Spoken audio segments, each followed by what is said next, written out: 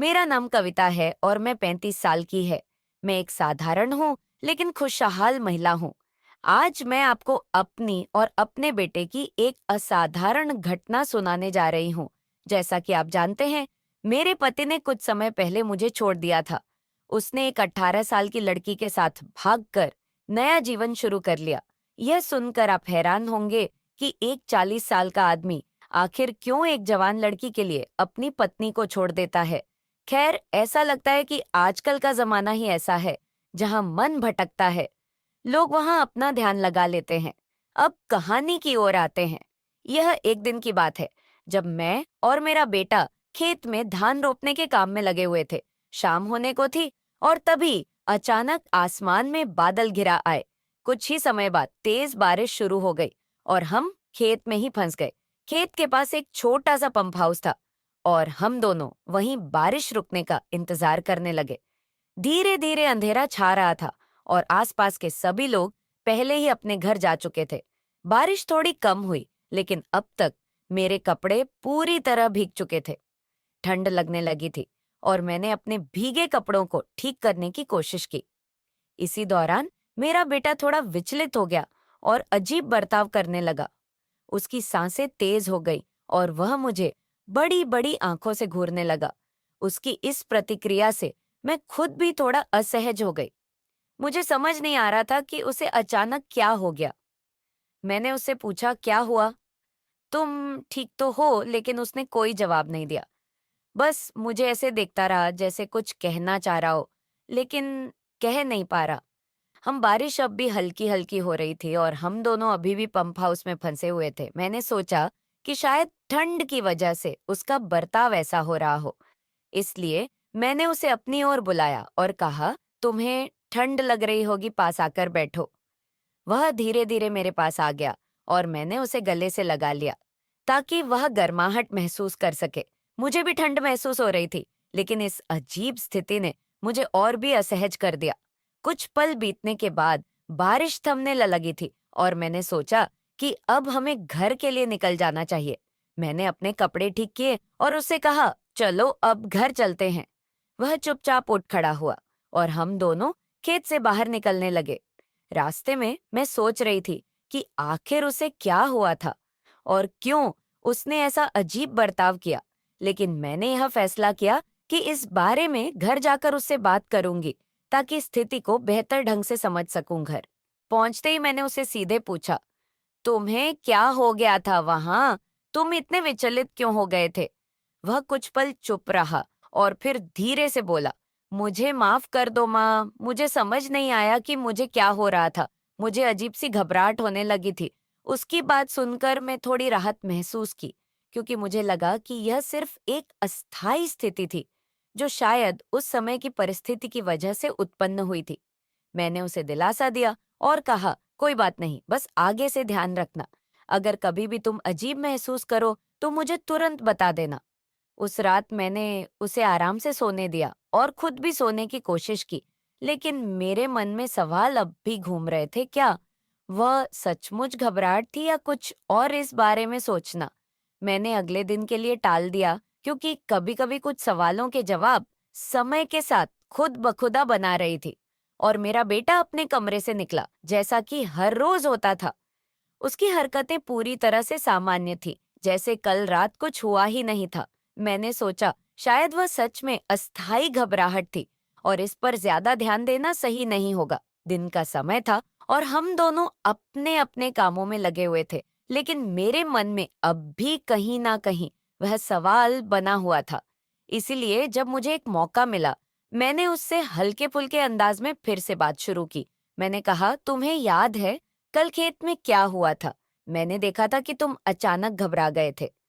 वह कुछ क्षण के लिए शांत रहा और फिर बोला, माँ, मुझे खुद नहीं समझ आ रहा कि क्या हुआ था। शायद बारिश, ठंड और उस अंधेरे ने मुझे थोड़ा डरा दिया था। मैंने उसकी बात को ध्यान से सुना। उसकी आवाज में एक ईमानदारी झलक रही थी और मैं समझ सकती थी कि वह खुद इस अनुभव को लेकर उलझन में था। मैं भी उसे और ज्यादा परेशान नहीं करना चाहती थी, इसलिए मैंने बात बदल दी और कहा, कोई बात नहीं बेटा, हम सब कभी कभी अजीब महसूस करते हैं। कुछ दिनों तक सब कुछ सामान्य चलता रहा। लेकिन एक दिन जब हम फिर से खेत में काम कर रहे थे, एक ऐसा पल आया जिसने मुझे सोचने पर मजबूर कर दिया। वह मेरे पास आया और अचानक से बोला, माँ, मैं आपसे कुछ कहना चाहता हूँ। मैंने उसे ध्यान से देखा और पूछा, क्या बात है? उसने थोड़ा हिचकिचाना, लेकिन अब मुझे समझ आ रहा है कि वह घबराहट नहीं थी। शायद मैं आपको ऐसे हालात में देखकर खुद को संभाल नहीं पाया था। उसकी यह बात सुनकर मैं चौंक गई। मेरे मन में कई सवाल उठने लगे, क्या या यह सिर्फ एक संकोच भरी स्थिति थी या कुछ और? मैं उसकी उम्र और मनोस क्यों कि तुम ऐसी भावनाओं का सामना कर रहे हो, ये उम्र ही ऐसी होती है। लेकिन तुम्हें अपने भावनाओं को सही ढंग से समझना और उन्हें सही दिशा देना आना चाहिए। उसने मेरी बात को ध्यान से सुना और सिर हिलाते हुए कहा, मैं समझ गया माँ, मुझे माफ कर देना। मैं अब से इन चीजों पर ध्यान दूंगा।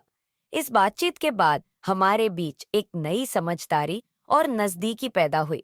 उसने अपनी भावनाओं को बेहतर तरीके से संभालना सीखा और मैंने भी यह महसूस किया कि एक माँ के रूप में मुझे उसकी मानसिक स्थिति को ध्यान से समझने की जरूरत है। समय बीतता गया और हमारा रिश्ता पहले से कहीं ज्यादा मजबूत और भरोसेमंद हो गया। उस घटना के बाद हमारे बीच हर बात को खुलकर कहने और समझने का एक नया रास्ता खुला, जिसने हमारी जिंदगी को और भी बेहतर बना दिया। समय के साथ हमारा जीवन धीरे धीरे सामान्य होता गया। वह घटना जिसने हमें असहज और अनिश्चित बना दिया था, अब पीछे छूट चुकी थी। मेरे बेटे और मेरे बीच अब एक नई समझ विकसित हो चुकी थी। हम एक दूसरे के प्रति और भी खुलकर बात करने लगे, जिससे हमारा रिश्ता और भी मजबूत हुआ। कई बार जिंदगी में ऐसी घटनाएं आती हैं जो हमें कुछ नया सिखाती है, और उस घटना ने मुझे यह सिखाया कि हर रिश्ते में संवाद सबसे महत्वपूर्ण होता है।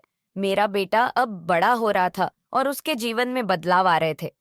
यह वह समय था जब उसे सही दिशा दिखाने और उसका साथ देने की जरूरत थी। एक दिन हम दोनों शाम को बैठकर चाय पी रहे थे। उसने अचानक कहा, माँ, मैं आपसे कुछ और बात करना चाहता हूँ। मैंने उसकी ओर देखा और मुस्कुराते हुए कहा, बिल्कुल कहो, क्या कहना है? वह थोड़ा गंभीर हो गया और बोला, आपने उस दिन मुझे जिस समझदारी से समझाया, मैं उसके लिए आपका बहुत आभारी हूँ। मैं समझता हूँ कि कभी-कभी मेरे अंदर की भावनाएं मुझे उलझा देती हैं, लेकिन आप हमेशा सही राह दिखाती है। मुझे उसकी यह बात सुनकर बहुत खुशी हुई।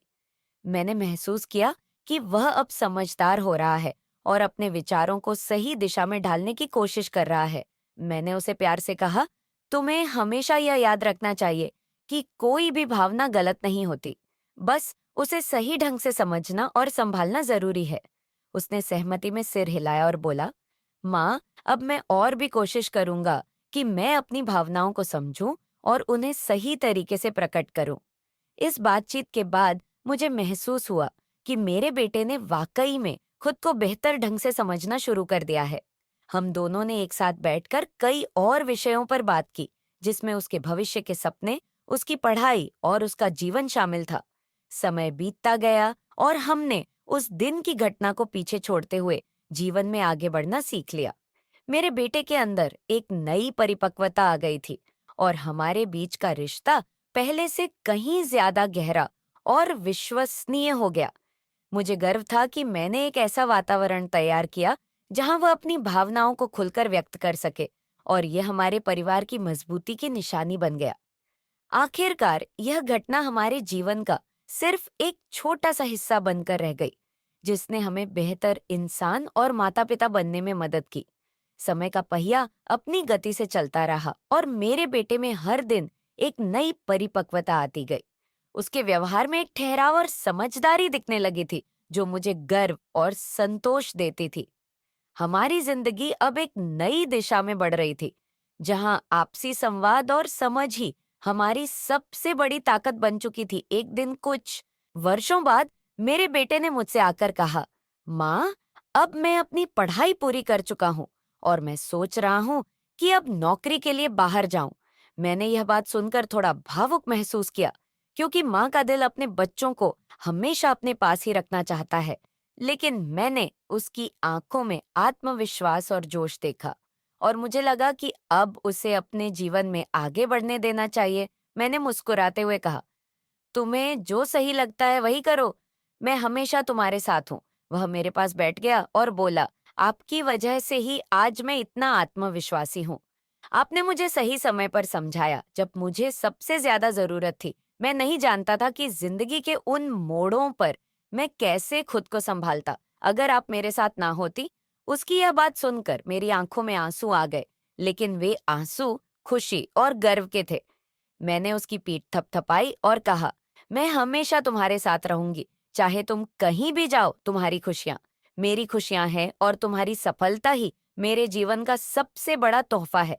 कुछ ही समय बाद वह नौकरी के सिलसिले में दूसरे शहर चला गया। उसके जाने के बाद घर में एक खालीपन जरूर था, लेकिन मुझे मुझे यह खुशी थी कि वह अपनी जिंदगी में आगे बढ़ रहा है और अपने सपनों को पूरा करने की राह पर चल रहा है। वह अक्सर मुझसे फोन पर बातें करता और हम अपनी जिंदगी की छोटी बड़ी बातें शेयर करते। वह अपने नए अनुभवों और काम के बारे में बताता और मैं उसे हमेशा सही मार्गदर्शन देने की कोशिश करती। हमारा रिश्ता भले ही दूरी के कारण थोड़ा बदल गया था, लेकिन हमारी भावनाएं और आपसी समझ कभी कम नहीं हुई। कुछ साल बीत गए और एक दिन मेरे बेटे ने मुझे एक बड़ी खबर सुनाई। उसने मुझसे कहा, माँ, मैं एक लड़की से मिला हूँ और मुझे लगता है कि मैंने अपनी जिंदगी का हमसफर चुन लिया है। मैं उसे आपसे मिलवा चाहता हूँ। उसकी यह बात सुनकर मेरी खुशी का ठिकाना नहीं रहा। मैंने उसे दिल से आशीर्वाद दिया और कहा, मैं तुम्हारे फैसले का स्वागत करती हूँ। मैं उसे देखने और जानने के लिए बहुत उत्साहित हूँ। कुछ ही दिनों बाद वह अपनी होने वाली पत्नी के साथ घर आया। जब मैंने उससे मुलाकात की तो मुझे एहसास हुआ कि मेरे बेटे ने वाकई एक सही इंसान का चुनाव किया है। वह लड़की बेहद समझदार और स्नेही थी और मेरे बेटे के लिए एक उपयुक्त साथी थी। हमने जल्द ही उनकी शादी की तैयारियां शुरू कर दी। शादी का दिन हमारे जीवन का सबसे खास दिन बन गया। मैंने अपने बेटे को दुल्हे के रूप में देखकर गर्व और खुशी महसूस की। वह पूरी तरह से बड़ा और जिम्मेदार हो चुका था और अपने नए जीवन की शुरुआत कर रहा था। शादी के बाद मेरे बेटे और बहू ने अपने नए जीवन की शुरुआत की, लेकिन उन्होंने मुझे कभी अकेला महसूस नहीं होने दिया। हम सभी मिलकर खुशहाल जीवन बिताने लगे और हमारे रिश्ते की वह बुनियाद जो हमने वर्षों पहले बनाई थी और भी मजबूत हो गई। अब जब मैं पीछे मुड़कर देखती हूँ तो मुझे एहसास होता है कि जीवन में कितनी भी कठिनाइयां क्यों ना आए, अगर प्यार, समझ और संवाद हो तो हर मुश्किल का हल मिल सकता है। मेरे बेटे के साथ मेरे रिश्ते की यह कहानी ना सिर्फ हमारी यात्रा थी, बल्कि यह भी दिखाती है कि सही समय पर सही तरीके से संवाद हर रिश्ते को मजबूत और खूबसूरत बना सकता है। और इसी तरह हमारा परिवार खुशियों और संतोष के साथ आगे बढ़ता रहा। हाँ हाँ,